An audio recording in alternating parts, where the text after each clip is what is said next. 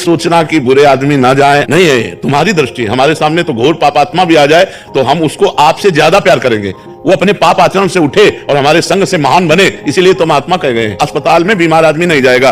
अगर ये लिख दिया जाए तो अस्पताल का मतलब क्या होता है? हम डॉक्टर हैं, बुराइयों को मिटाने के लिए ही संत बने हुए हैं। संतों को मतलब अच्छे हैं, वो तो अच्छे हैं ही, लेकिन जो बुरे हैं उनको भी अच्छा बनाना। अच्छे को तो सब कुछ स्वीकार करता है, बुरे को, ये दरबार ऐसा है कि घोर बुरे को भी गले लगाकर उसकी बुराई को छोड़कर अच्छा बनाना। वो आया है, वो बातें सुनेगा तो उसका भाव बदलेगा, परिवर्तन होगा, बुराइयां छूटेंगी, अच्छा बनेगा। एक आदमी को हम बताएं जो हर समय कट्टा खोसे, शराब पिए और पूरे गांव में आतंक मचाया था, बिल्कुल घुस के बात की उससे, जैसे अपने किसी प्रिय से बात की जाती है। हम आज के बाद तुम शराब नहीं पियोगे, बोला गला काट दिया जाए तो भी शराब नहीं पीऊंगा, मैं आपके सामने वचन करता हूँ।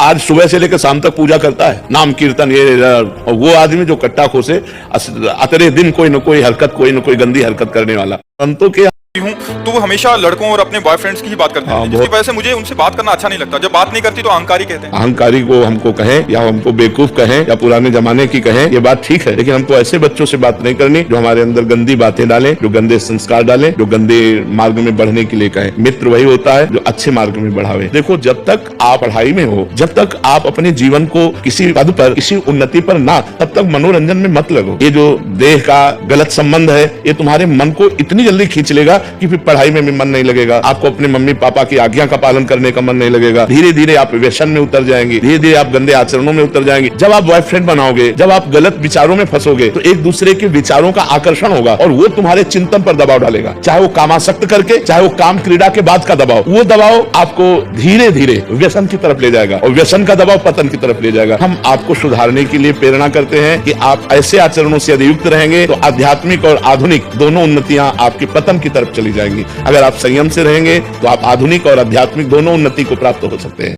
महाराज जी, महाराज जी मेरे अंदर ऐसा भाव आया और उसका शरीर पूरा हो गया। आपके भाव से नहीं पूरा, वो पूरा होना ही था, इसलिए ऐसा भाव आया। पूरा होना था, ऐसा भाव आया। ऐसा कोई आप सिद्ध तो है नहीं, और बड़े बड़े सिद्ध पुरुष भी चाहे कि मर जाए तो थोड़ी मरेगा, वो किसी के हाथ में नहीं, वो विधान है। कब कहां कैसे शरीर पूरा होगा, हो सकता है कि हमारे मन में वो बात आवे और सामने हो जाए, तो वो होनी थी इसलिए हमारे मन में बात आई। हमारे मन में बात आई, वो हो गया, ऐसा नहीं। तो उसको ऐसा ना सोचो कि आपने सोचा और ऐसा गलत हो गया, ऐसा नहीं। महाराज जी सदा तो श्री जी से यही प्रार्थना करते थे कि रक्षा करो, कृपा करो, अपनी शरण में रखो, बट ऐसी परिस्थितियों में उनको बुद्धि सी हो गई। नहीं नहीं, अब जब जाना जिसको है उसको कोई रोक नहीं सकता, और जिसे नहीं जाना है तो आप प्रार्थना भी मत करो, वो बना रहेगा। जो हमारी अवधि है, जितने मिनट, जितने सेकंड, जितने घड़ी हमको जीना है, उतना प्यार करें। तो यहाँ सब स्वार्थ से प्यार करते हैं, कोई निस्वार्थ प्रेम करने वाला तो है नहीं। और संसार में हम प्यार चाहते हैं तो धोखा मिलता है, और ये कमजोरी बहुत गिराती है। अपने लिए हमें प्यार करेगा, हमारे लिए हमको कोई प्यार नहीं करता। तो ये बात हम अनुभव की कह रहे हैं। हमारा जो मन मांग रहा था वो कहीं नहीं मिला, वो प्रिया जी के चरणों तो हमें चाहिए कि अपने मन को बचा के हरि के चरणों में, सावई मना कृष्ण पदारविंदयो, भगवान के चरणों तक पहुंचा दे, तो मनुष्य जीवन की सार्थकता हो जाएगी। हम सबके अंदर एक कमजोर मनुष्य जन्म मिला है। सब कुछ तय के अनुसार पशु पक्षी आदि योनियां चलती हैं, मनुष्य नहीं। मनुष्य नया कर्म करके अपने प्रारब्ध को बदल कर, अपने भाग्य को मिटा करके भगवत प्राप्ति करता है। अगर केवल भाग्य के अनुसार हो तो केवल दो ही है भाग्य में, सुख और दुख, पाप और पुण्य के फल, बस। इसके बाद क्रियमाण, आप पाप कर्म करते हो या पुण्य कर्म करते हो या भजन करते हो, ये आपके ऊपर निर्धारित है। ये आलसी प्रमादी स्वभाव में ये जो होगा सो हो जाएगा। ऐसे प्रमादी जीवों का कल्याण नहीं होता। चाहे लौकिक उन्नति हो चाहे पारलौकिक उन्नति, पुरुषार्थ के बिना थोड़ी आ जाएगा।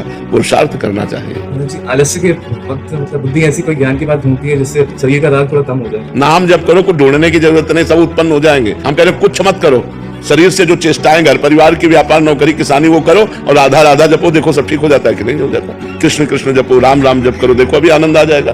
बिना भगवान का नाम